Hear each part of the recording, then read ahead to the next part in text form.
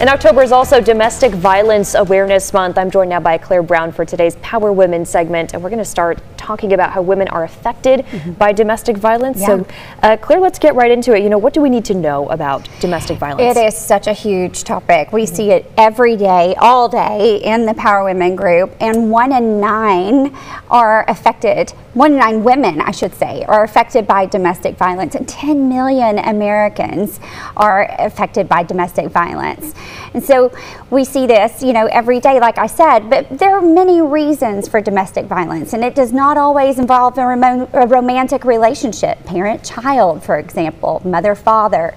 Identifying it is key, and the main thing to keep in mind is love is equaling respect. I think we forget that so many times. Respect is the key issue. Yeah, I mean, I love that respect is the key issue.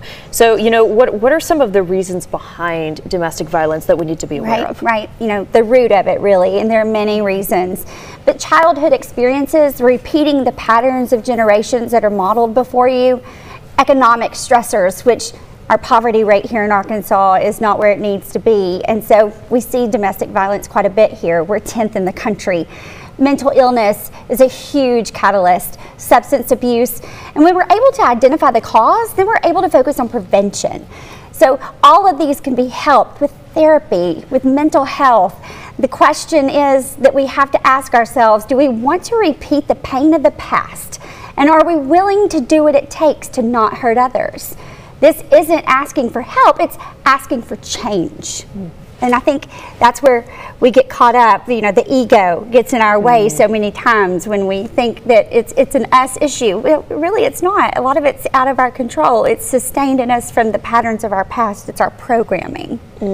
And so you need to make that first step of saying, we're going to break the programming. That's right. We're going to break these patterns because my family is more important. And I know for a lot of people who are stuck in situations where they are the victim of domestic violence, it can be scary to try and get help. Yeah. So what would you recommend for people in those situations? What resources are available? Right, and we're so blessed that we do have so many resources. And I encourage you that if you've suffered from domestic violence in the past, like a child from domestic violence, that you reach out so that you don't create these patterns for your future. There's a list of organizations on the KARK website as well. Several local organizations offer everything from mental health services, legal help, shelters, even employment opportunities. These organizations are Women's Own Worth, Dorcas House, and Women and Children First. And Katrin, a lot of these wonderful organizations have their annual events coming up for fundraisers, and so there's a ton of awareness around it and ways to reach out and get help.